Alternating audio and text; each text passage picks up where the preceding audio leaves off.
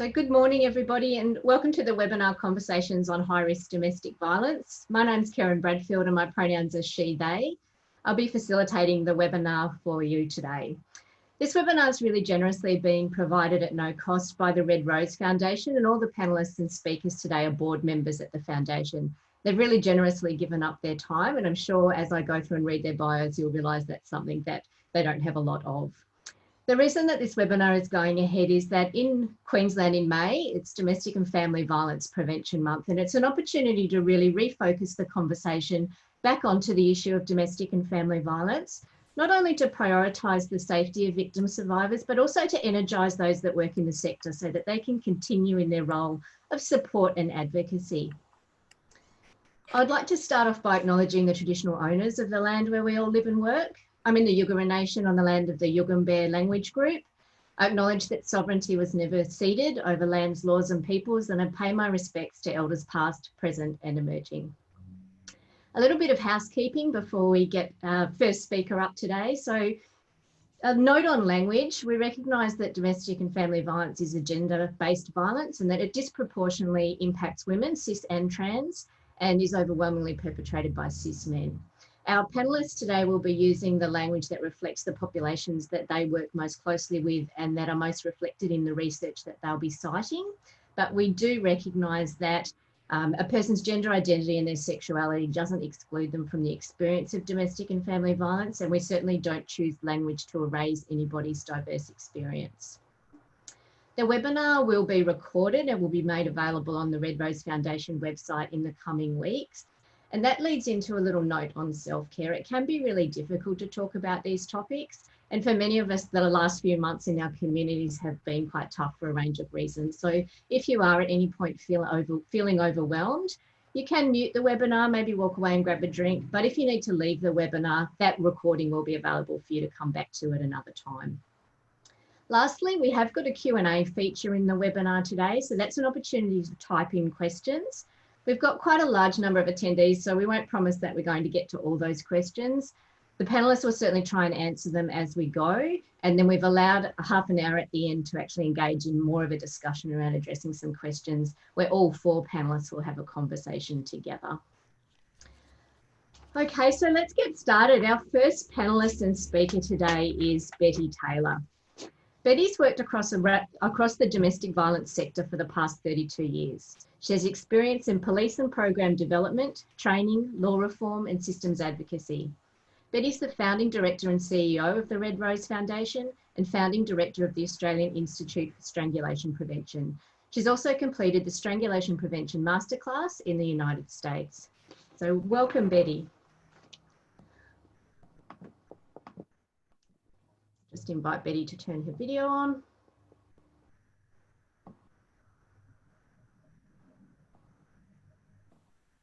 We've got a sound issue.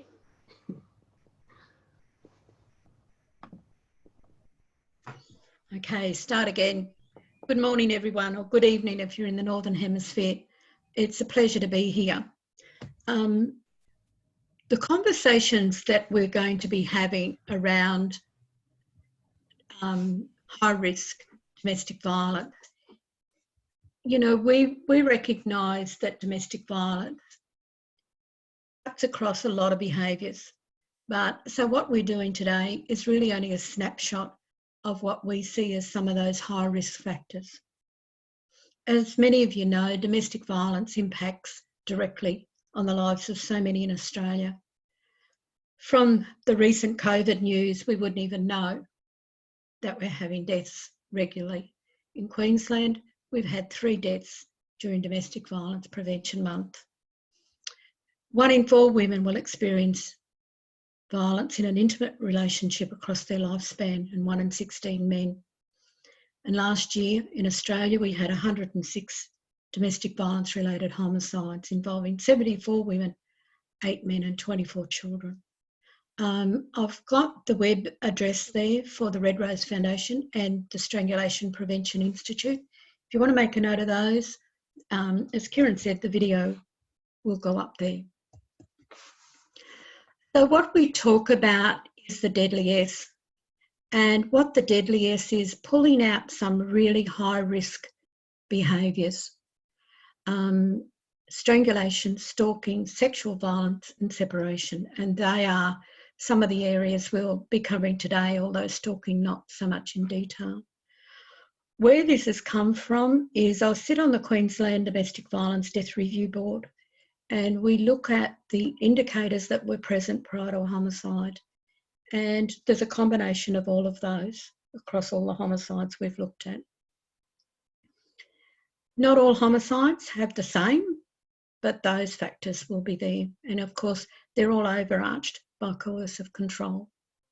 So my part of this presentation is looking at strangulation within an intimate relationship.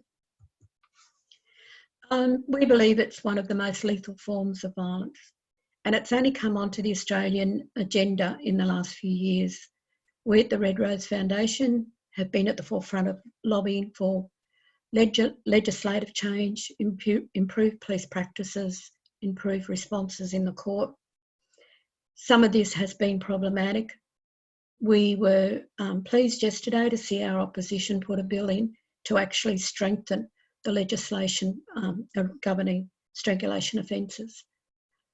Up till now, there's been no definition in law. So with this new bill, there'll be a doubling of sentencing from 7 to 14 years.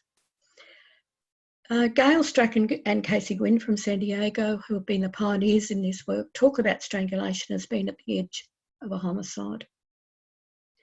A definition looks at strangulation as a form of asphyxia characterised by closure of the blood vessels and or air passages of the neck, resulting from external pressure to the neck or throat. Smothering is defined as an obstruction of the airways, quite different, and choking is something that we do from some external thing that we've swallowed, chicken bone, fish bone, etc. Many women will talk about being choked, but the actual definition to use is strangulation. Why it's so deadly? Death can occur days, weeks, or immediately following an attack.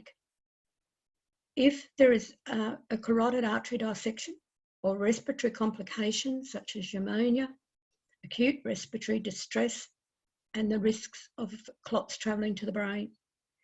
We run a survivor group for women who've experienced non-lethal strangulation, and so many of them have had life-threatening injuries arising from clots to the brain, brain bleed, etc.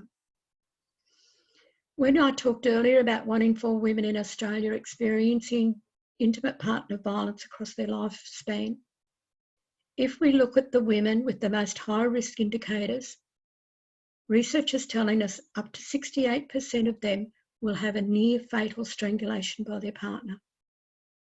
Loss of consciousness can occur in seconds and death within minutes. That strangulation is such a deadly, deadly form of violence, and yet so often overlooked. 35% of strangulation victims are strangled during a sexual assault. From our own group with survivors, some of the things that women are starting to tell us is, I thought I was going to die. So many say that. I thought this was it. I thought he'd kill me. One woman said, I now live with the thought that my ex-partner hated me enough to kill me. What a thing to live with. We'll talk a bit later about the post-traumatic stress that they experience.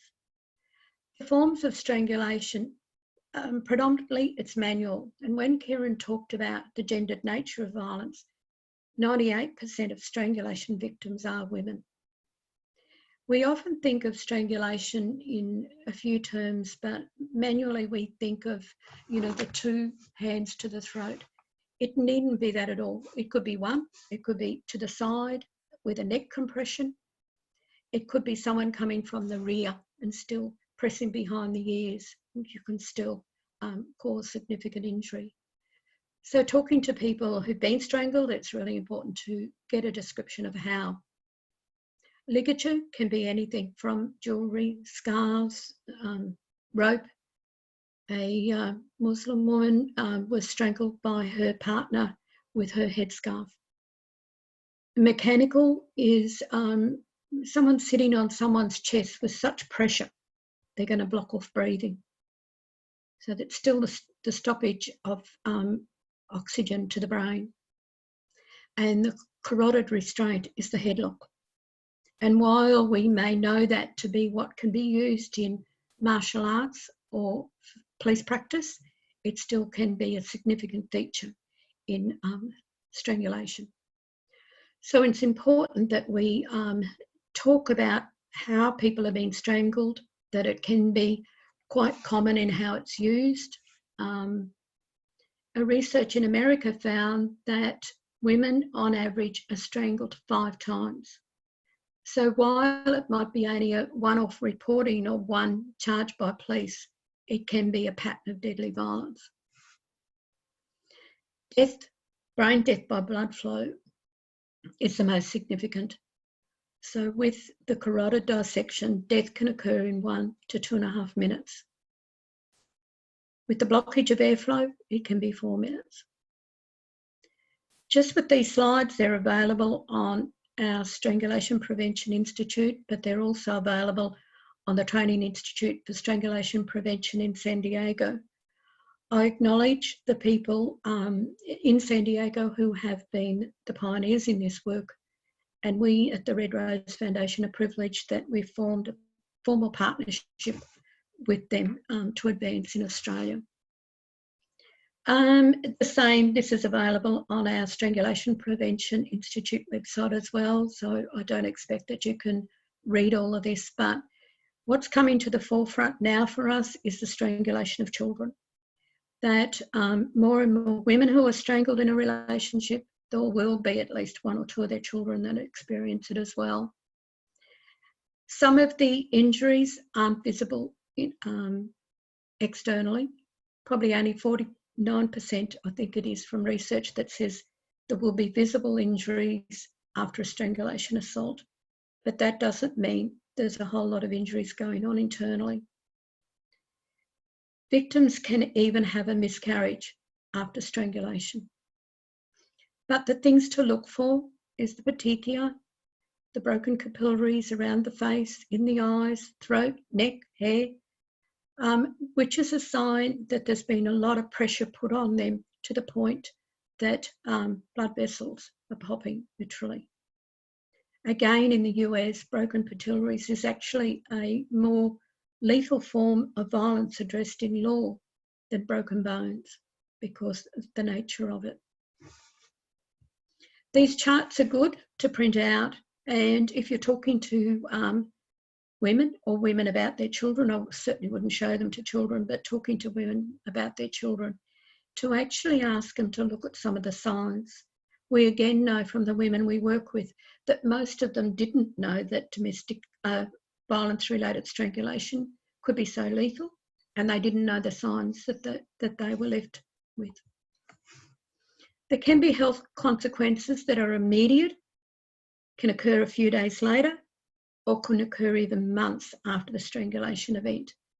While we lobbied to get legislative responses through police and courts, we became acutely aware that we also needed to get a health response. So we have been doing work with ED departments. We have done work with Queensland Ambulance to get training out to them. So some of the things that victims may have is problems breathing, difficulty when lying down, that shortness of breath, coughing up blood, loss of consciousness, or they may say, I passed out, changes in voices. They could have vocal cord dysfunction, which will alter their voice for a long time, sometimes even permanent. A big factor to look for is swelling in the throat. Taking photographs of the throat area over successive days. It can progressively, over a number of days, expand their throat to the point, I guess, they're having trouble swallowing. There can also be swelling of around the tongue as well. Increasing neck pain, weakness, tingling, drooping eyelid, hearing, difficulty and understanding speech are just some of them. Perhaps the biggest thing we need to really understand too is memory loss. It's one of the lasting effects. You know, if there's brain damage done from oxygen to the brain, it can permanently damage their brain if they've been unconscious. I'll talk a little bit about that as we go because it's critical we understand that. But the long-term impacts can be post-traumatic stress disorder, dealing with the trauma that this was life-threatening, having an ED doctor telling you you could have died from this. This was potentially lethal. Impaired concentration, and often this has led to so many women having to give up full-time work or go part-time work or leaving work altogether. Permanent physical injuries, a heightened risk of stroke. Women can have a stroke months and months after a strangulation event. Depression, nightmares, waking up in the middle of the night, feeling someone sitting on your chest trying to strangle you is quite another common memory women have. Disturbed sleep patterns, suicide ideation, and possible brain injury. More and more, we're learning about the correlation between strangulation and anoxic brain injury. Often, the research around domestic violence and brain injury has focused on the acquired brain injury, with knocks to the head, being punched out, been thrown against walls, but to date there is very little about brain injury relating to the anoxic brain injury. So in this just short presentation, I just want to put out some things that we consider could be some best practice responses. The first one is for police. If police are out there, 000, you get a call and it's identifying strangulation, there should be an immediate call for an ambulance or a paramedic. We can't leave it to police to decide if an ambulance is needed, particularly if there's no external physical injuries or if the victim is saying, I don't need an ambulance. The victim themselves may even say they don't want an ambulance. But if they've been rendered unconscious, the sooner we can get them to a hospital or emergency centre, the better. The obvious signs of unconsciousness is if the victim has urinated or defecated, they'll be terribly embarrassed about that. It's important to reassure them it's a normal part of strangulation. Memory loss can impact on them. And again, we need to know this so that they can add to their statements later without being accused of lying or making more up as you go. It should be expected that memory will come back slowly and they can actually start piecing it together for you. Documentation, statements and photographs. Emergency medicine, the correct examination and testing. The correct procedure or the heightened high-class procedures would be a CTA. If not, a CTA, an MRI or an X-ray. Vitally important. Discharge plans, telling women to keep someone with them for the first 24 hours. Regular follow-up medical checks for at least 6 months. And above all, documentation. Carotid artery dissection is the #1 cause of strokes in people under the age of 45. There's medical literature that supports this. Important that it's documented and someone has those checks. And lastly is that for crisis services, they still must work with the police and medical emergency medicine to get the checks always. Sometimes women can have those checks and they're all okay and we say, great, well done. It's not time wasted, it's not resources wasted, it's vitally important that we know. Short-term crisis support and planning, but keeping in mind that women who've been strangled need long-term support for post-traumatic stress. Staff need to be trained in non-lethal strangulation and how to respond. Services need to know how to document non-lethal strangulation for court cases. And above all, we need systems advocacy to support women with police statements, with court, all the way through to the district court, which can take 12 to 18 months. This is a very brief overview of non-lethal strangulation in a domestic violence setting. Normally we would be providing this over 1 or 2 days, but I hope it keeps you a little bit informed, and please check out our website. Thank you. I'll hand back to Karen. Thank you, Bertie, for sharing that information on strangulation with us. And I have had the honour of doing your 2-day strangulation training and definitely highly recommend that. So up next is our next speaker, Di Macleod. Di has worked in the area of gender-based violence for over 40 years. In New Zealand and Australia, and in the roles of care provider, counsellor, refuge worker, advocate, educator and service manager. She founded the Gold Coast Domestic Violence Action Group and was instrumental in the development of both the Gold Coast Domestic Violence Service and Macleod's Women's Refuge, which is named after her. She is the founder and current director of the Gold Coast Centre Against Sexual Violence. She is the secretary of the Red Rose Foundation and last year was appointed to the Queensland Violence Prevention Roundtable. Welcome, Di.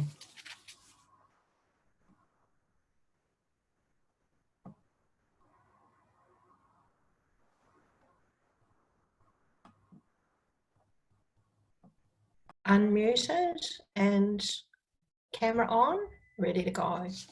Good morning, afternoon, evening, everyone, and thank you for joining us. Domestic homicide. Each year, the levels of domestic homicide are alarming, both here in Australia and across the globe. We know that these deaths are often predictable and therefore may be preventable. So if we as workers recognise high risk factors and respond effectively, we're more likely to keep victim survivors safe and hold offenders accountable. Betty spoke about the S factors, high risk factors. Today, the S factor that I'll be focusing on is S for sexual violence, or what we now know internationally as intimate partner sexual violence. So first of all, we need a definition so that we're all on the same page going forward. And that would be good if I could move it. So the definition is up there for you to read. Occurring in a broad range of intimate relationships, including married, unmarried, dating, heterosexual and same-sex relationships. It includes any form of unwanted sexual activity with a current or former partner that's without consent due to force, intimidation or threat. As you can see, that is a broad definition covering any unwanted sexual activity in a range of relationships. Now, this is a useful definition in general terms, but I've found in working with women that have lived understanding, victim survivors, the understanding of victim survivors doesn't necessarily align with the reality or the understanding and definitions used by workers. It's not enough just to use the term sexual violence or to use the term rape. People have very specific ideas of what that could be, and it's often linked to the mythology. I think that intimate partner sexual violence needs to be unpacked enough for victim survivors to consider a range of sexually abusive behaviours that they might have experienced or be experiencing before they're actually able to name it as intimate partner sexual violence. And to help with this, I developed a wheel, an intimate partner sexual violence wheel obviously based on Duluth, as a tool to do this. Obviously the wheel is going to be too small for you to see here, but it is available as a handout, and Karen will put the link up in the chat for you. So when we use the term intimate partner sexual violence, we're talking about any or all of these behaviours on the continuum, from hands-off offences like being forced to watch pornography or sexual coercion, to hands-on offences, right through to penile and object penetration. Most of those behaviours will be listed around the spokes of the wheel. If victim survivors don't define their experience as rape or sexual violence, they're unlikely to report it. They're unlikely to report the violence, and they're unlikely to seek outside help. The reality of intimate partner sexual violence is that it is reported by a range of statistics relate to the intimate partner sexual violence, often related to what the definition is that has been used. So the top one is out of Australia, looking between 24 and 62%. Our own Australian ABS stats, and looking at Melanie Heenan's research around domestic violence workers put that estimation of women who had experienced sexual violence within domestic violence as high, really high, 90 to 100%. And I guess, way back, pioneer feminist activist Diana Russell alluded to intimate partner sexual violence being the most prevalent form of sexual assault 40 years ago. And since then, there has been very little research on it. And that's why we've got some older research that will be cited, and looking at a broad range depending on who's done the research and what's their definition. When we're talking about intimate partner sexual violence with other workers, when education and training, I really like to use these two comments, and many of you will have seen them. I'll pop them up for you to have a look at. The first one is from Dean Hawley, who is a doctor in America and professor in a university. He's saying there's no domestic violence without sexual violence. Never met a batterer who wasn't a rapist. And Dean is known for his work across domestic violence, particularly strangulation. And when you think about it, the Judge Jeffrey Kramers makes the following comment, which is in front of you. If a partner is controlling, abusive and violent in the kitchen, the living room and in public, why would he stop the abuse at the bedroom door? And I think that says it all, really. When you look at coercive control, you're not going to let one facet, someone be equal, and in one facet, you're going to control everything. I just want to look at intimate partner sexual violence as an independent high-risk factor. That the studies have identified sexual violence by a male intimate partner as an independent risk factor for the homicide of either a victim or perpetrator of domestic violence, and also for victim suicide. And the statistics on the screen speak to that. Jackie Campbell, key risk factor for partner homicide. In David Adams' landmark research, 75% of women who survived attempted murder said that they had been raped by their partner or ex-partner. Then in Block's research, 69% of women who killed their abusive partner had been raped by them. And then we're talking suicidality. DV victims who experienced sexual assault were 5.3 times more likely to report threatening or attempting suicide within 3 months of the research, McFarlane's research, compared to women who experienced physical violence on its own. So certainly it's a risk factor, but as Betty alluded to previously, it doesn't always occur on its own. Where there's one domestic violence behaviour, there's likely to be others. Often one presents and masks the other, but when you unpack it, there's usually a couple of behaviours there that are co-occurring. And sexually assaulted women experienced more risk factors for femicide. And that, again, the S is the strangulation, the stalking, and the threats to kill. intimate partner sexual abuse co-occurring with physical violence is a leading indicator of femicide. And Jackie Campbell's research back in 2003, physically abused woman also subjected to forced sex is over 7 times more likely than other abused women to be killed. And we understand that Jackie is revisiting some of her research, and that figure is likely to increase with the current in the current climate. So co-occurring behaviours we need to be looking out for. I'll just get to the next one. So it's important for people to realise that intimate partner sexual violence is not just domestic violence or just sexual violence. It is both domestic violence and sexual violence. There is an overlap. But within that, there are some hallmarks around intimate partner sexual violence that make it stand out from other forms. So firstly, we'll look at sexual violence, intimate partner sexual violence versus other forms of sexual violence.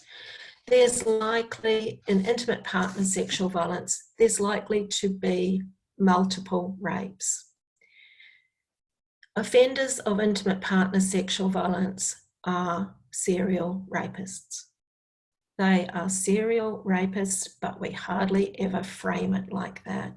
It's unusual for only one incident of sexual violence to be perpetrated.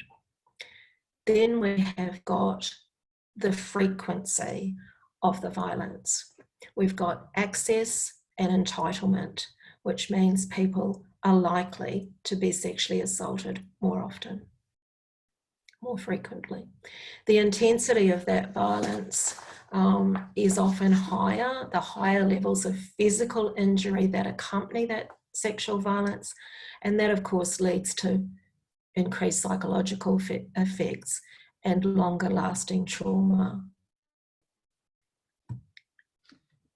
Where intimate partner sexual violence differs from other forms of domestic violence, we're looking at the lethality, we're looking at reproductive coercion, we're looking at deliberately inflicted pregnancy or STIs, again, the increased psychological effects, the increased suicidality and suicide attempts, which we saw before, the increase in anogenital injuries, because we're talking about sexual violence.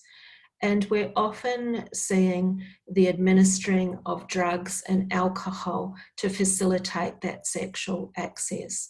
And why we talk about, in the community, talk about drink spiking, as in the party scene, we often see it hidden in the home as a way to facilitate that sexual access. Okay, if we know what intimate partner sexual violence is, and we know its lethality, what's happening out there that's a barrier to disclosure and seeking help for women? First of all, fear. If you're not safe, you're fearful. And women may be fearful of their partner, fearful about what's going to happen to them, fearful about what's going to happen to their children. So that fear can paralyse them, and sometimes that means that they don't take action. They're fearful of taking action. It's not a choice not to take action.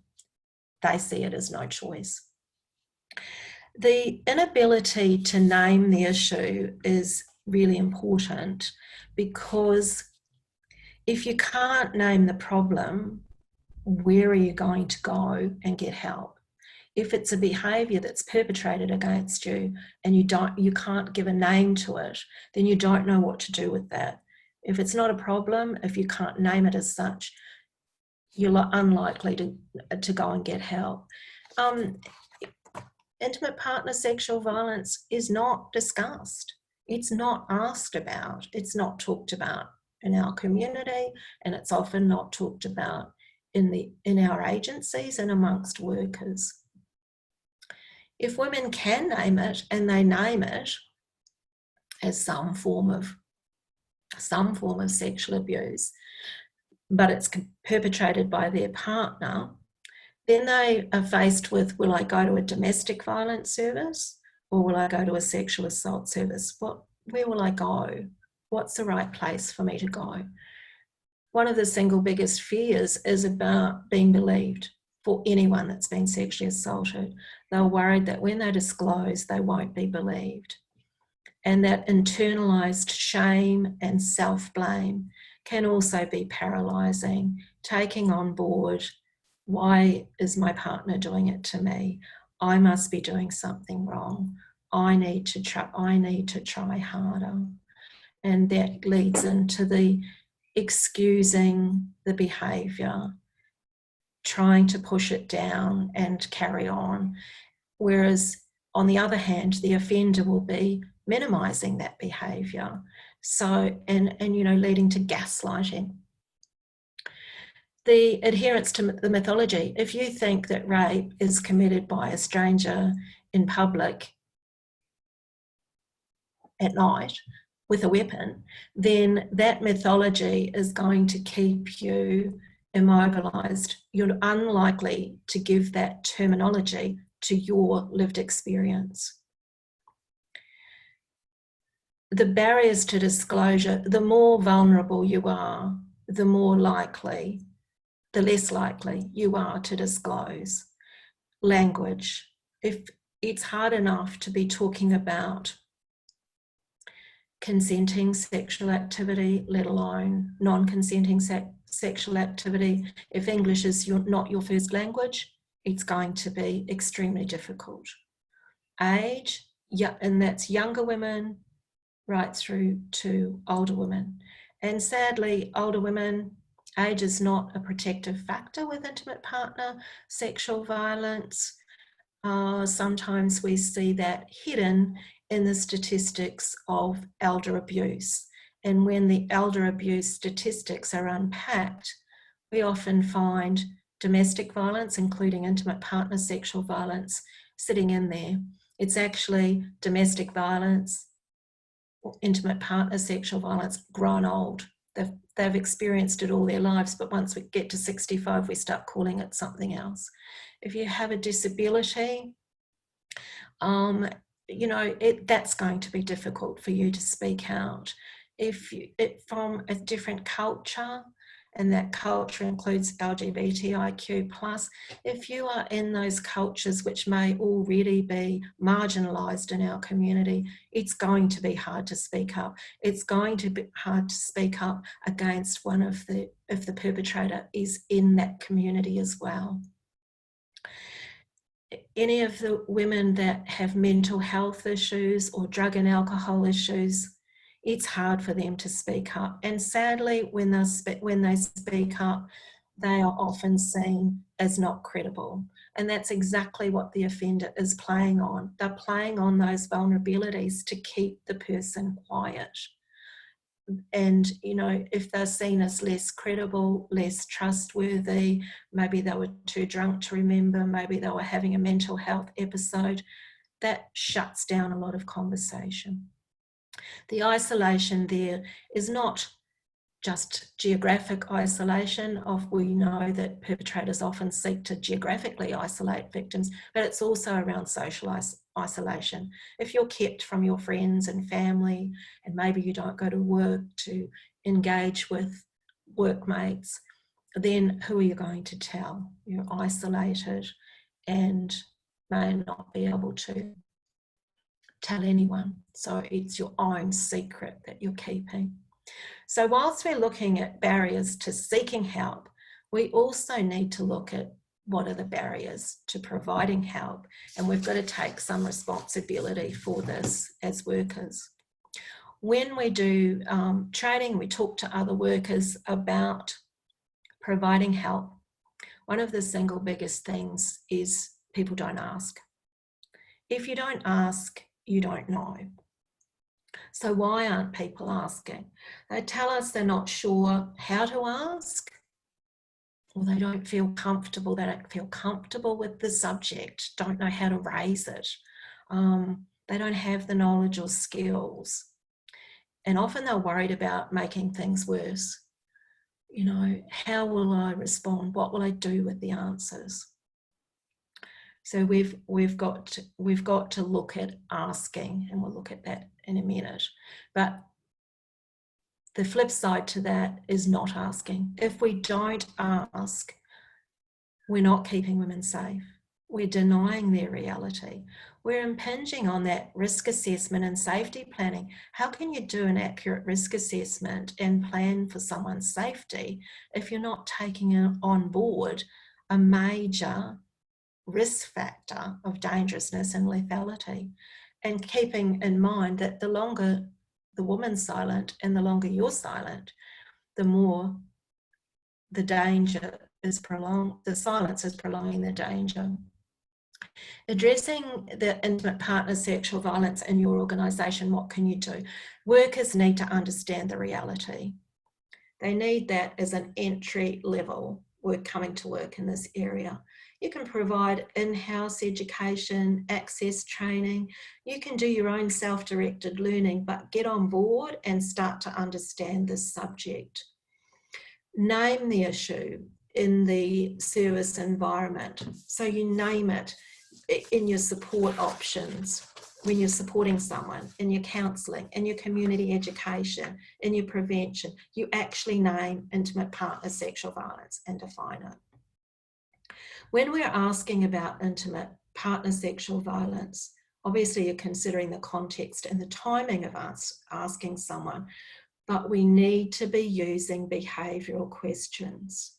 It is not enough to say on your screening or intake, have you ever been raped by your partner? Has your partner ever raped you? Very few people would answer yes to that. We're looking at basic questions like, you know, do you feel safe with your partner? Have you ever been involved in sexual activity that you didn't want to be involved in? You can ask some of the pressure, you know, have you been pressured into anything? But try and have a range of questions. Don't make them all about force and pressure, because sometimes it's a lot more subtle than that, as we know with coercion. Educate and support the victim survivors themselves. When we're looking at women's groups, and in fact men's behaviour change groups, we need to make sure intimate partners sexual violence is embedded in the curriculum so we don't miss it. We need a trauma-informed, intersectional, feminist approach to violence against women. And of course, we need cross-sector collaboration and good referral pathways. The top takeaway tips: understand, specialise, undertake specialised education and training if you can. That's the best way to get your head across it. Overcome discomfort in discussing sexual activity. Just think that your discomfort might be putting someone at risk. We need to develop behavioural questions. We need to ask. If we recognise the seriousness of intimate partner sexual violence as a risk factor for lethality and a critical piece of information, we can, with identification and effective responses, we can keep women safer, hold offenders accountable, and actually save lives. Thank you. Thank you very much, Di. And participants might be wondering about the ribbon that Di had on her slides. The purple and teal ribbon is there to recognise the intersection of sexual violence and domestic violence. So our next speaker is Kelli Martin. Kelli's a passionate believer in equality and empowerment and a talented and respected solicitor who's worked in family, domestic violence and criminal law since 2006. She first established KLM Solicitors in 2015, and since then Kelli's firm has grown exponentially with 3 offices from the Sunshine Coast to Southeast Brisbane and over 20 employees. Amongst running a successful business and caring for her 2 beautiful daughters, Kelli is also the chair of the Red Rose Foundation and works tirelessly through all her roles and with the community at large to reduce the rates of domestic violence for women nationwide. Welcome, Kelli. Good morning. Thank you everyone for having me, and good morning, good evening, good afternoon, depending on where in the world you're joining us from. I am going to speak today more towards the legal side of dealing with high-risk domestic violence situations.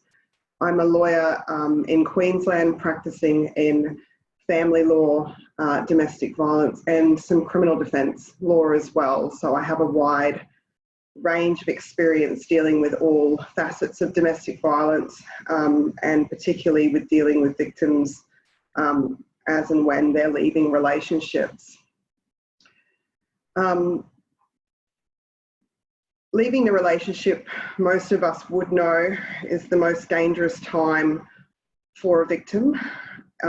Quite often they would have been putting off leaving that relationship for a considerable period of time because of fears of retribution by the perpetrator or their partner, husband. One of the main concerns that I see when people come to me for the first time is that they're concerned about their children, the safety of their children, they're concerned about their finances, they're concerned about their personal safety, and all of those things can stop a victim leaving a relationship. I want to talk a little bit today about putting plans in place prior to leaving the relationship so that you can be ready to take that really critical step and to make sure you've got the most support around you. Some of the most important things to consider at this time from my experience: do you have a safe place to go? So many people fear to leave a relationship because they don't have somewhere to go. If you don't have friends and family, maybe you've been isolated, maybe there is no one out there that can assist you. There are plenty of networks, and I'll share some slides later that deal with some of those people that you can call. There are plenty of organisations that can assist you, and there are shelters and places for you to go. And if it's a critical need, you will be assessed. Do you have a support network? I've already talked about friends and family, but also professionals. Quite often or not, it's good to get some preemptive advice prior to leaving a relationship about things that you can do to ensure it's the safest possible transition for you and potentially your children as well. And do you have the ability to contact police? Quite often victims in high-risk domestic violence relationships don't have the ability to contact police. Perhaps your phone has been taken away from you, perhaps you don't have access to the internet.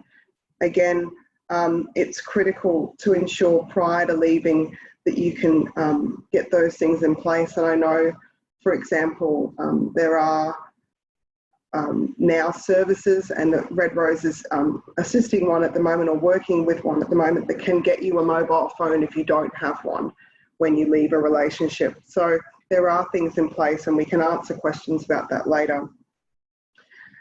Critically, the most important thing to do when leaving a high-risk relationship from a legal perspective is looking at protection orders. Now, I'm a solicitor practicing in Queensland and Australia. Domestic violence applications differ state to state in Australia, and they differ internationally.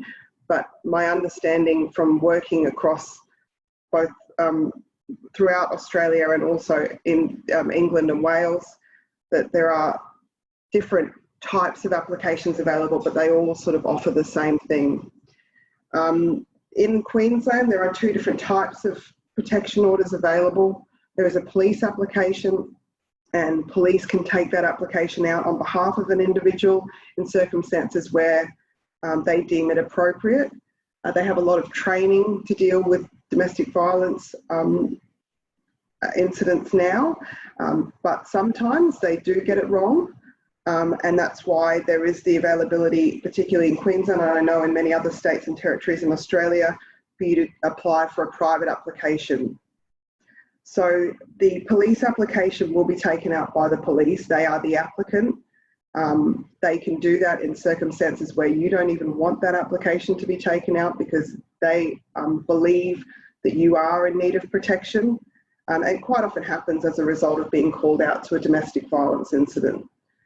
Private applications can be taken out at any time. They can be taken out in person. A lawyer can assist you to take those out. You can even have a friend or family member or associate take that on your behalf, provided you give them permission to do so. Private applications, police applications almost always get taken out in a reactive situation. So rather than a preventative strategy, that they are there to prevent further acts of domestic violence, but they're reactive in the fact that there has been an incident that would see the police take out that order. A private application can be taken out preventatively. Now, quite often that will be the case if there's been domestic violence in the comfort of your own home, behind closed doors, other people not knowing, but you're ready to leave. You can also go and take out that private application. If you're unclear about how to do that, there are plenty of organisations that can assist you, and I'll share some of those later in the slide. Legal aid across Australia will assist quite often with private applications, as well as engaging private lawyers to do that. But there's plenty of community legal associations that can help you with that as well. In Queensland, one of the biggest is the Women's Legal Service. Sorry, dealing with the slideshow here. With respect to legal support, I know one of the biggest problems that I see, and I do a lot of community legal work, is that people can't afford to pay a lawyer. Community legal centres, as it says there on the slide, there are almost 200 community legal centres across Australia that provide legal assistance to those who can't afford legal assistance. One of the biggest ones in Queensland, as I said, is Women's Legal Service. They offer drop-in centres, so do many of the community legal centres. Women's Legal Service Queensland also offers duty lawyers for domestic violence applications across many courts in southeast Queensland. I know that's similar in other states in Australia, states and territories in Australia. Legal aid is another resource that is available for many people that can't afford a lawyer, and especially in high-risk domestic violence situations, legal aid will more often than not fund financially disadvantaged people and give them advice and provide access to a lawyer. You don't necessarily have to go to legal aid. Specifically in Queensland, I know that there are, and other states and territories in Australia, there are lawyers that sit as legal aid agents. You can find them readily by accessing the internet, and they can assist you directly as well, rather than waiting for legal aid in-house lawyers to do that. Women's Legal Service, not just here, but other states and territories in Australia also have Women's Legal Service. They provide legal and social work to women, so they always have social workers available to assist alongside your legal advice there as well. Aside from that, there are many lawyers that will assist in this type of work on a pro bono basis. People will offer free initial consultations to deal with this type of legal advice. And when I talk about speculative agreements, there's many lawyers as well that will assist you on what's called a deferred fee arrangement basis if you don't fit within legal aid criteria. So, for instance, if you have been in a high-risk domestic violence situation and you've been on a title of a property, but you don't have any access to funds because all of your funds have been cut off, there are plenty of lawyers out there that would consider helping you initially with some assistance, and then paying their legal fees later. The next slide deals with when to seek advice. I can't stress enough that if you are in a high-risk domestic violence situation, reach out and seek that advice as soon as possible. There is no such thing as receiving advice too early. I have many women that come and see me prior to leaving a relationship. That can be of critical importance in a high-risk domestic violence scenario. We can give advice about things like putting some money aside, having access to having a protection order in place before you walk out the door, making sure you're protecting your children. They can be included on protection orders. Making sure that we're filing the right applications in the family court if you have no money to live, if you are worried about what will happen with your children.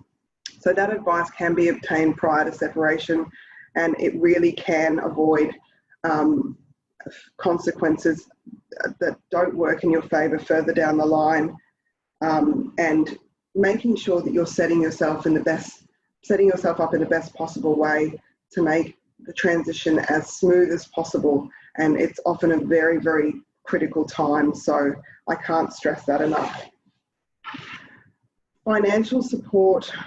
A lot of the banks in Australia now, I'm dealing with Australia particularly, and I'm happy to help if there's people here internationally that want to look at whether there's similar things set up in their own country. But I know in Australia, National Australia Bank in particular is one that offers a grant to assist with setting up accounts and breaking free from any repayments that you've got in place when you're leaving.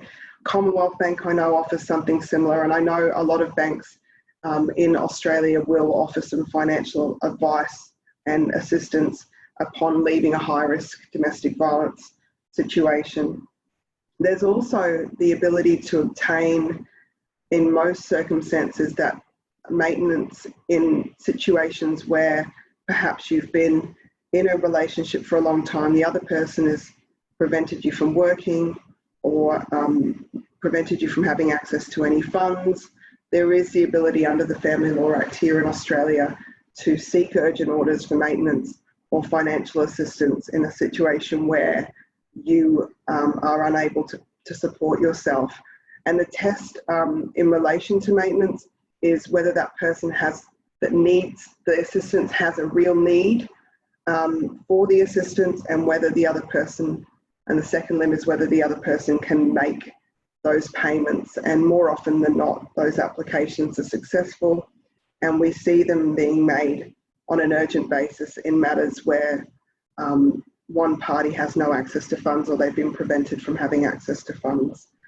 There is also emergency assistance available from Centrelink here in Australia for people leaving, and there are many organisations across Australia now working with domestic and family violence that will offer assistance through the organisation as well. So always reach out. Don't think that you're alone in that regard. Make sure that you contact the organisations or alternatively a lawyer, and they'll be able to guide you in the right direction in that regard. One of the slides I haven't dealt with here, and I'll deal with it just orally, is I know that one of the biggest issues that people have when they come and see me is the fear of what's going to happen with my children.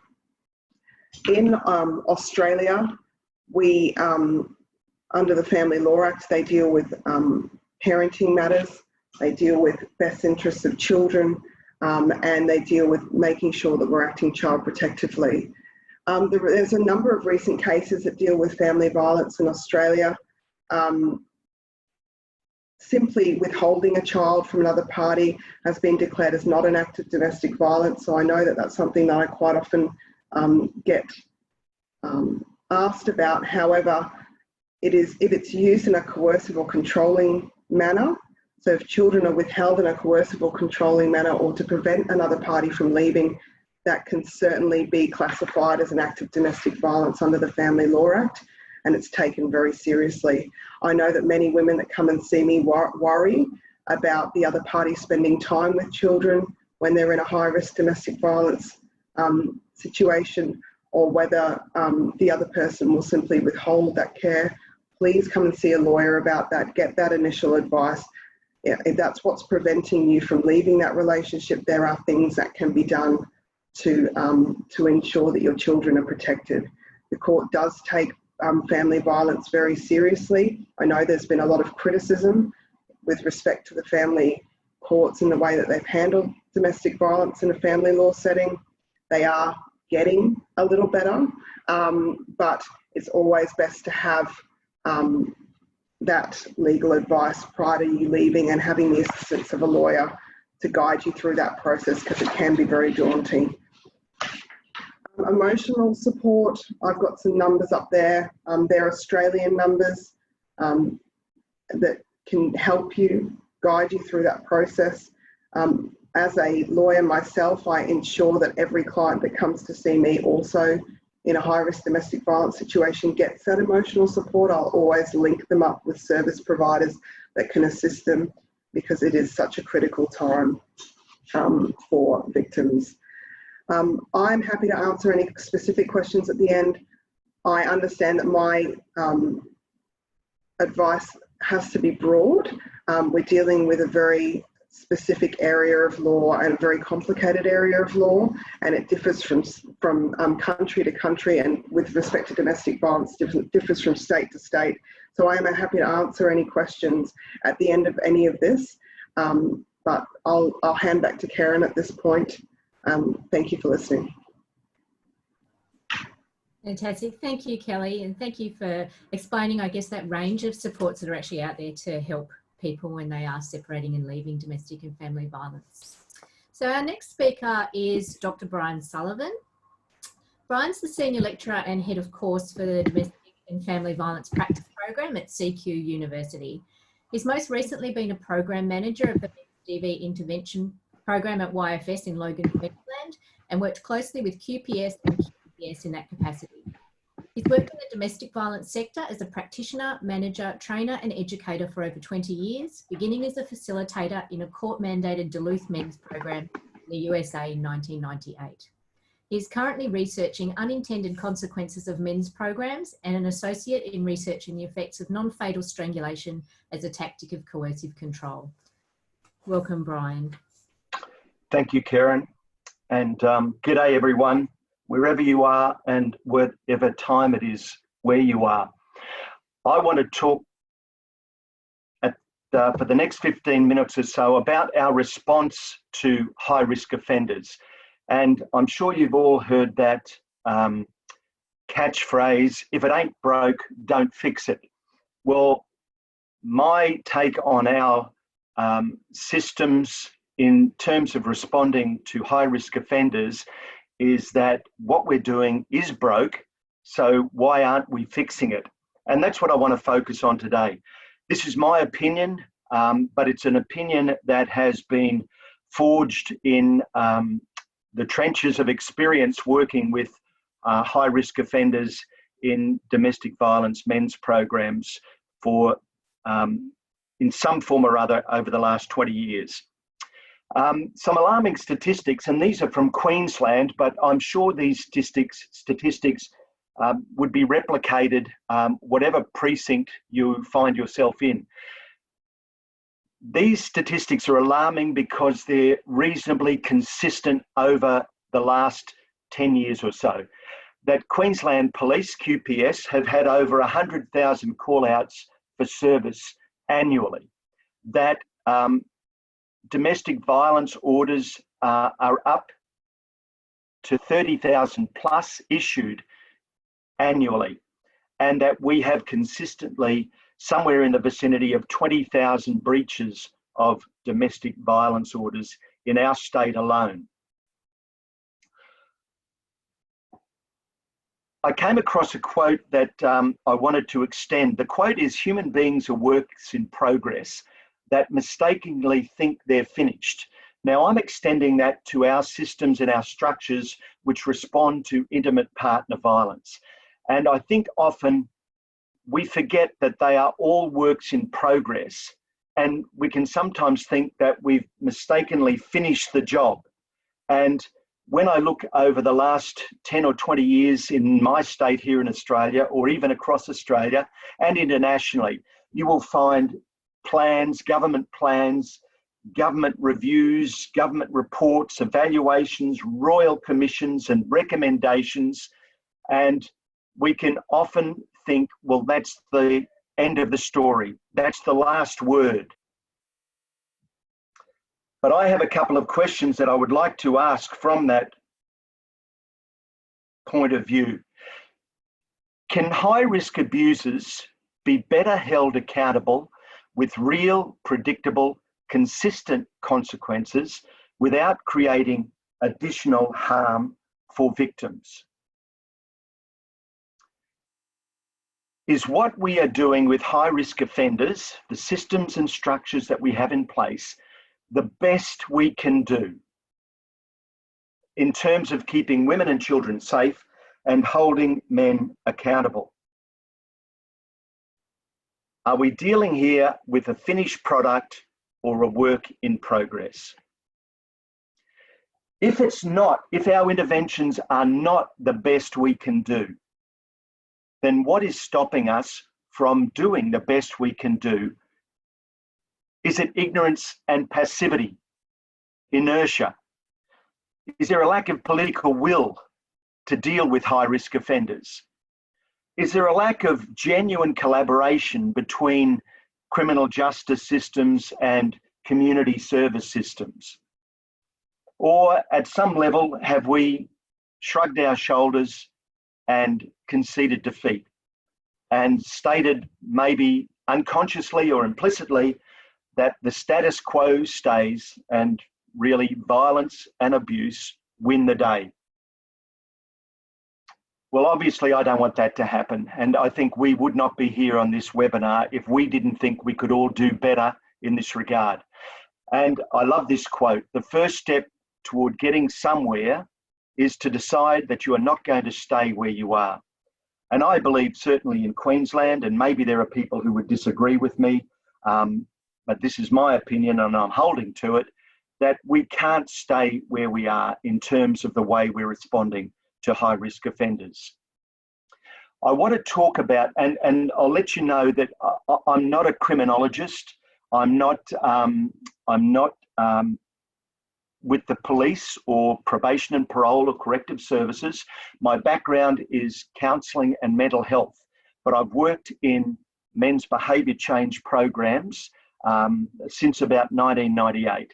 And I have recently been reading and researching an area which I think is holding some very strong promise. And it's an area called focused deterrence. And I want to talk a little bit about this and maybe get a conversation, certainly going here in Queensland, about how this might serve our purposes in holding men accountable and keeping women and children safe. The reality is that there's a relatively small proportion of DV offenders who are responsible for a disproportionate number of incidents and high levels of harm. So this focused deterrence is a police-led initiative with DV and social services together.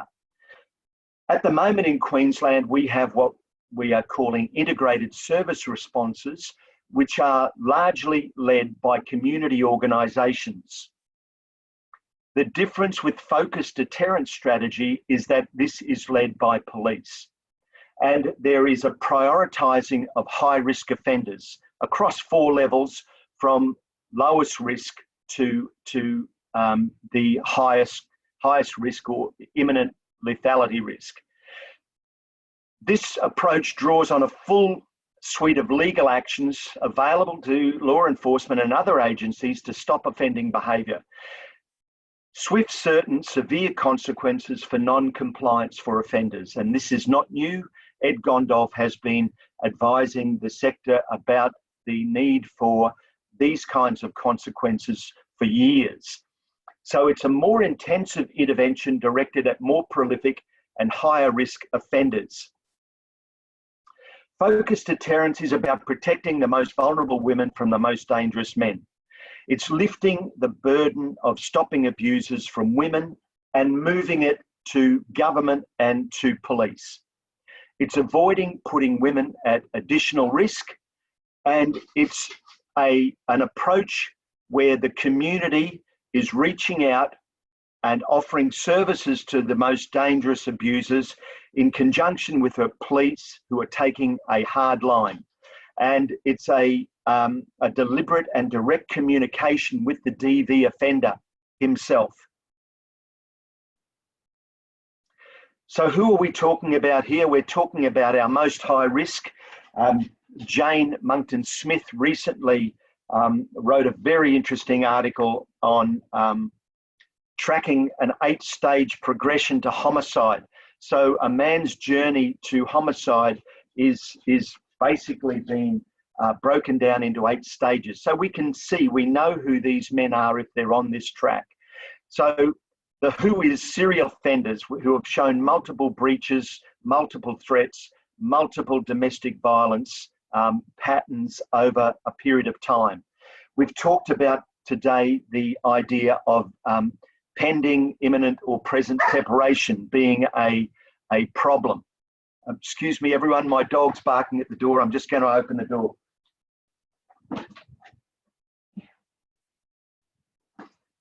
Sorry about that. We've talked about stalking, substance abuse, sexual assault, strangling, when the violence is escalating, and obviously that coercive control where the man asserts his sense of superiority and entitlement to subjugate and suppress his partner or partners. So the what is the community with police identify the highest risk of these men, and we identify it early.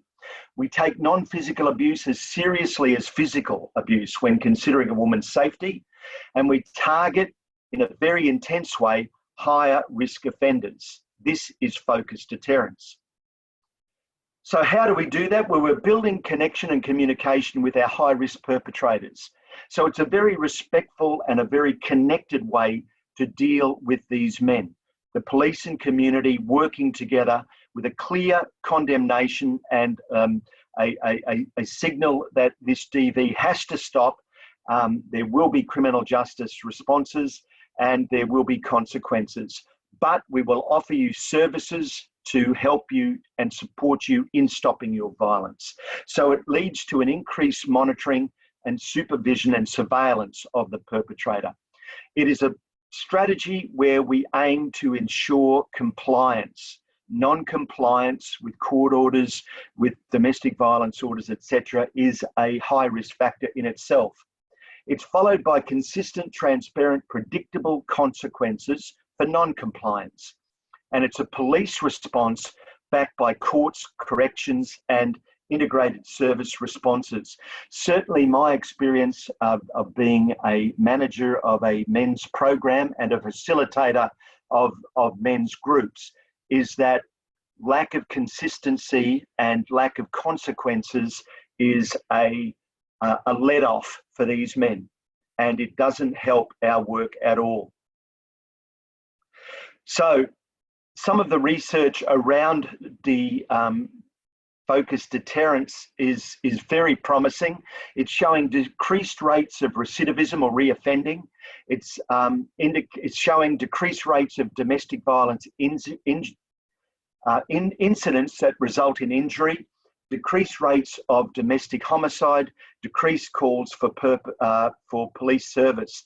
So I think we as a community need to explore shifting our focus, or not shifting it, we keep our focus obviously on victim survivors, but we need to also focus very predominantly on high risk offenders if our interventions are going to be effective. I like this quote. I think it sums it up somewhat. Nothing works as well to reduce violence as focused deterrence. It does not work perfectly. It does not work every time, but it works better on average than anything else out there. This is recent research coming through.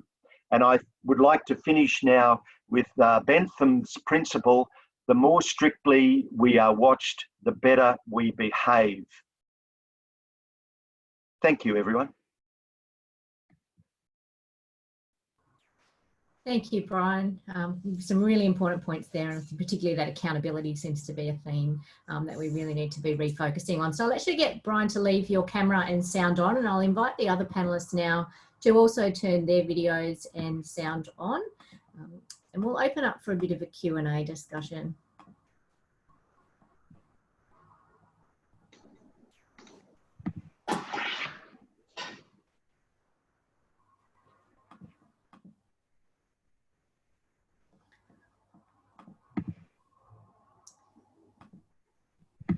Okay, so we've had some questions coming in on the chat box, and I can see that our panelists have been answering some of those, but one of the first ones that came in that we might get a response from panelists on is around the use of gendered language, and I guess the discussions that are happening around the need to maybe degender it or to refocus that gendered language to recognise masculinity and femininity and those outdated stereotypes as core drivers of violence.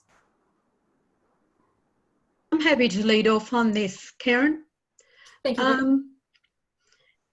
We can't get away from the fact that intimate partner violence is gendered violence. And of course we acknowledge that violence occurs against men.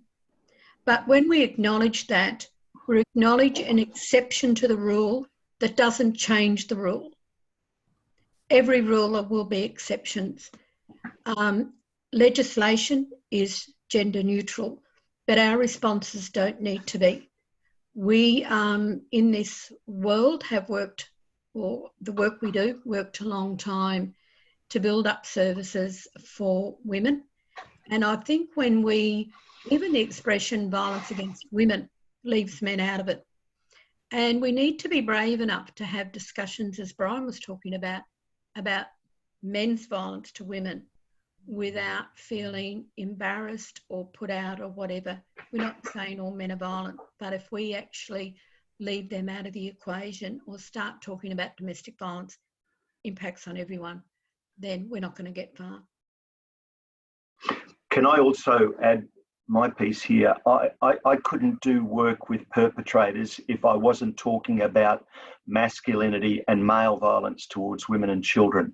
I think it was Michael Kaufman who used the term the triad of men's violence. So men are statistically violent to other men.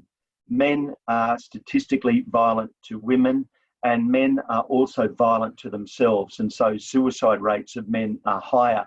If we don't acknowledge the reality of men's violence, and as Betty said, this is not all men we're talking about, but the violence that we're dealing with in this world is generally men's violence to self, to other men and to women, then we've got our heads in the sand and we're not going to be effective for change. Great, thank you. Yeah. I think we're talking about men's violence to women. That's what we fought so hard to get women's services, back in the 70s. When we start to degender the language, I think we give rise to that old chestnut that women are just as violent as men. And it is look at the research.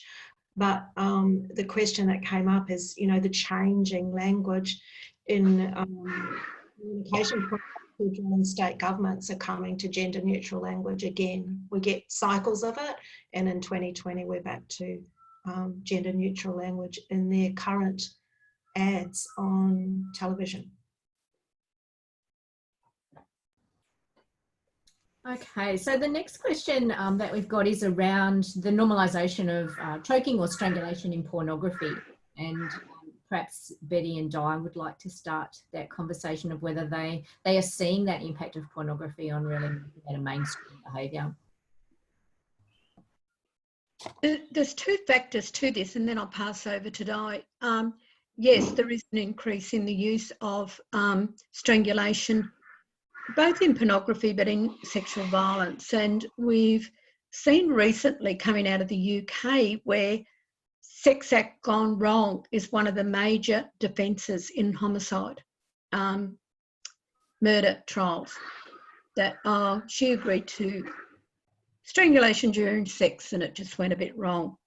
One of the things in the Queensland legislation that we want to get out of the Act is consent. That we're saying consent to sex and consent to strangulation are two different things, that we can't consent to an act that could potentially kill us. It's not informed consent. So that consent is a really big issue, whether it's performed willingly or whether it's performed in the act of other forms of violence. It's never consented. But I'll let Di answer more broadly about pornography.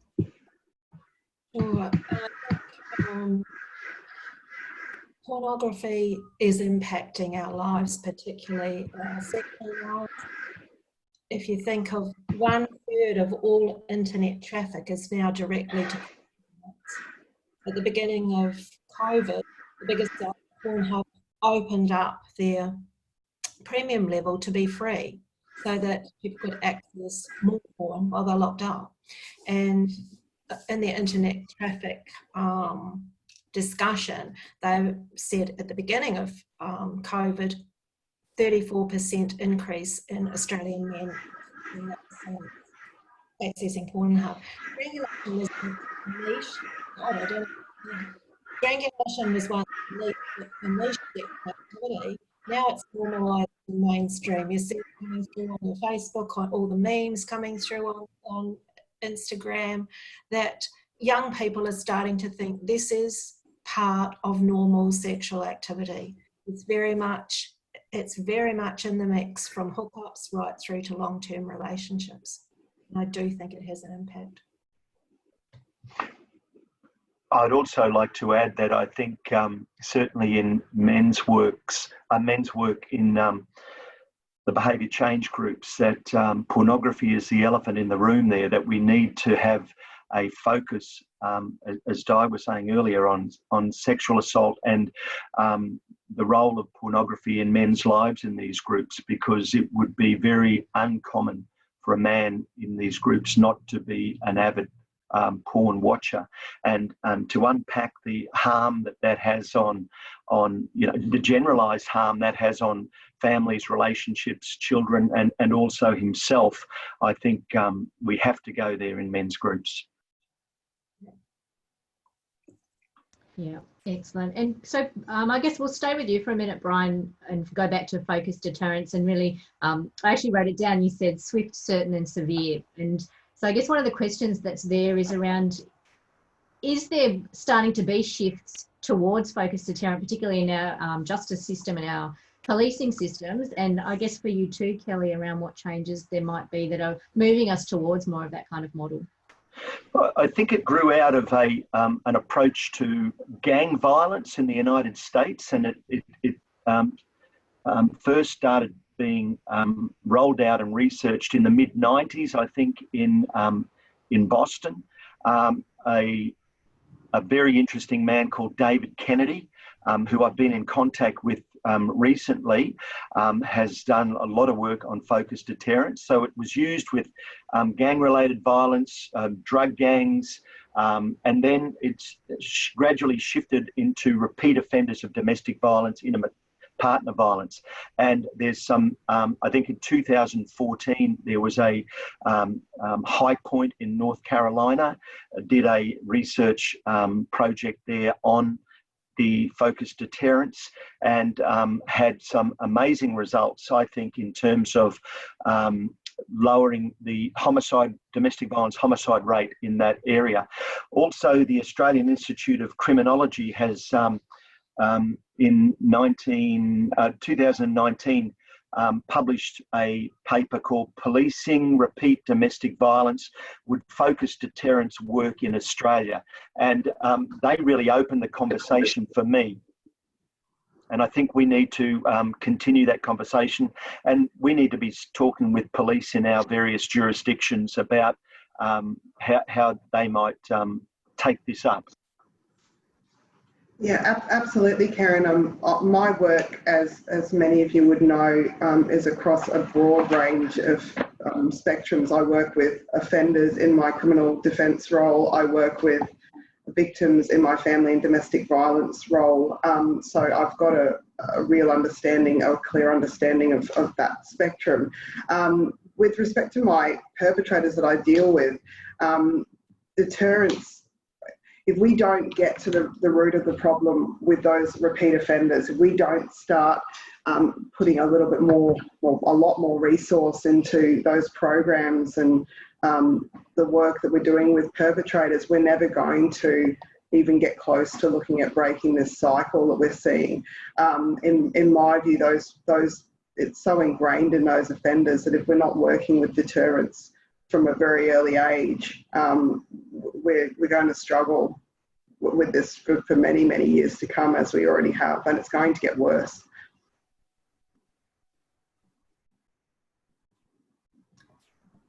I don't know if the panellists have got the Q&A box open. I'm sort of mindful of time, so I'm just flicking through. Kelli, did you want to speak a little bit about thoughts on the ongoing use of parental alienation argument by abusive males? And there's another question that's sort of the flip side of that around a woman's rights to withhold children when seeking safety or fleeing an abusive relationship. Okay, the word parental alienation is one that is really disliked by the family courts in Australia. The word was used by an American doctor sometime, I think in the late 90s. Someone can correct me if I'm wrong about that. But in Australia, we look at the use of within the Family Law Act, we look at children being withheld, I suppose, or relationship being destroyed or not maintained or not established with the other party. And that rather than the word use of parental alienation, that's what we look at the Family Law Act in the specific sections that deal with it here. But yes, I suppose I'd have to look at the specific question. I'm going to get that up. Otherwise, I'm going to not answer it correctly. It's still there, Karen. It'll be in the answered box. Okay.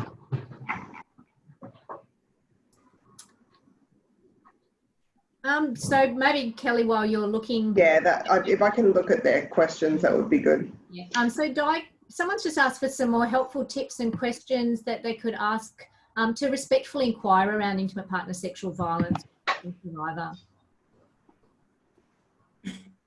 Okay, I guess what I said before, it does depend on your context and timing.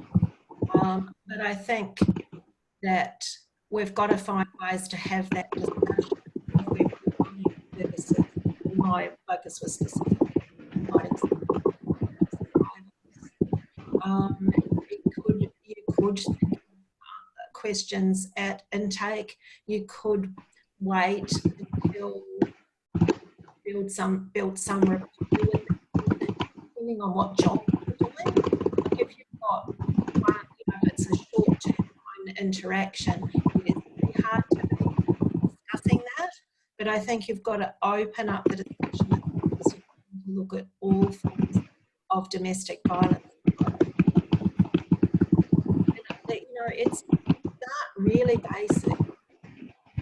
We've got to do some training on this. It's got to be authentic. You've got to have questions that you can ask people that you feel comfortable. We've heard some terrible ones. Have you ever been forced into sexual intercourse? Well, who's going to answer that in 2020? You need to have pretty low-key questions that you're eliciting. You're trying to facilitate a disclosure so that you can build that into a safety plan. If we don't elicit that information, we're missing out on a critical piece that could keep the woman safe, or it could result in her being further harmed. So I can't answer it in 2 minutes, but look, it's ask the question and name it. So if someone says, no, but he's got a higher libido than me, he wants to, I don't want to, he wins, then start unpacking what it is that they do say. And you can name it, use their language first, but then you can name it for what it is. Happy to discuss it via the website. Thank you. Would one of the other panellists like to pick up on a question?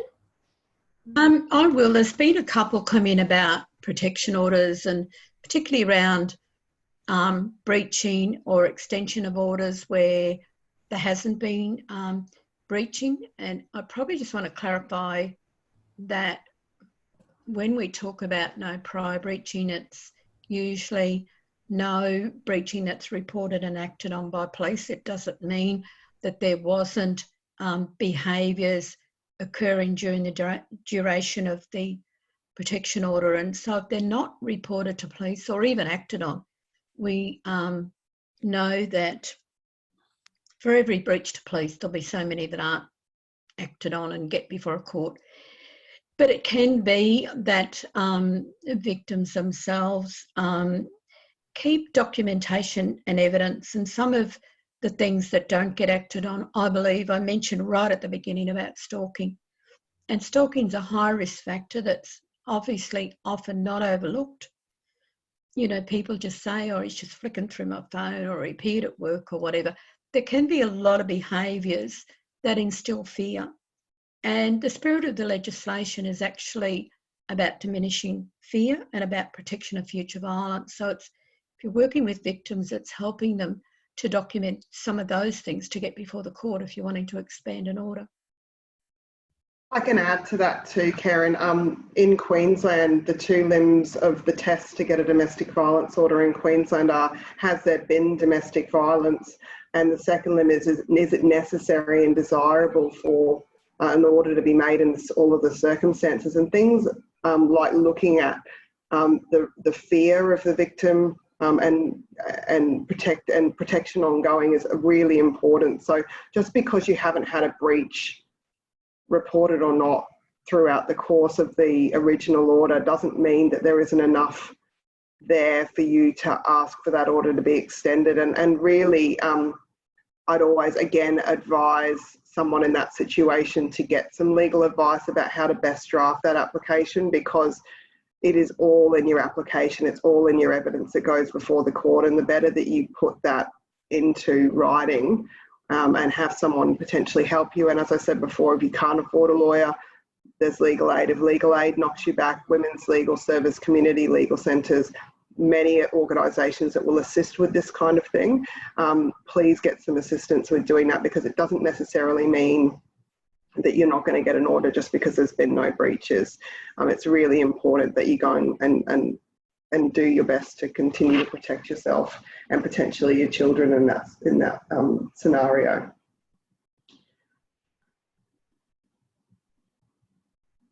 Thank you, Kelly. So I'm typing at the same time through some of the questions. Brian, back to you. So the question is that you've provided a number of reasons for the current inertia on DV responses. What do you think are some of the drivers, I guess, around that just being implemented immediately? And you had that great slide where it was report after policy after program, and we do see that, and that's taken as being the end point of action. What's the barrier there to actual real action? Oh, you're muted. I don't think the barrier is, I think we've all got the best of intentions. I still think though that we operate in silos still in terms of our responses. I think that's slowly breaking down, but I really believe there's a need for, you know, a whole of community response where police, courts, probation and parole, women's services, mental health, drugs and alcohol, housing, all these services get together and look at the best evidence and the best approach available, and what are we missing in what we're doing so far? Why aren't we doing the best we can do? What are the gaps in service? Where are we letting ourselves down and therefore letting women and children down? Where are we excusing perpetrators in the way we work and you know, letting them off the hook? If I can be so graphic. So I think it's not for lack of will. I think it's really just an inability to understand where everyone is coming from. And, you know, for me, having come out of men's programs, if you really want to hear what's happening on the ground, then government, police, women's services could learn a lot from really listening to what goes on in those groups and hear what these men are saying, hear what facilitators are reporting back. And, you know, good programs will report back to women's services and women's advocates. But, you know, it takes a lot of resourcing, it takes a lot of time and effort. And I just think we need to realise it's worth the effort to do that. Karen, I'd just like to add to that. Our theme for Domestic Violence Prevention Month's been conversations, and conversations off the red benches that we have. We have a lot of discussion around high-risk teens And people often talk about their high-risk clients. And when I ask about their high-risk clients, they're usually referring to women. Women aren't high risk. They're facing high risks, but they're facing high risks from an abusive male partner. And I think we need to change the conversation. We need to have greater conversation about looking at men who use violence aren't an homogenous group, that we need to be able to sort out those that are posing the highest risk to their partners and have interventions that are heightened, instead of putting all the responsibility onto women. She's high risk, she's got to get out of there, she's got to move, she's got to do a million things. In the meantime, there's no conversations happening about him. And I think that's where we need to move the conversation to the other side. Yeah, a really important shift in the way we talk about domestic and family violence.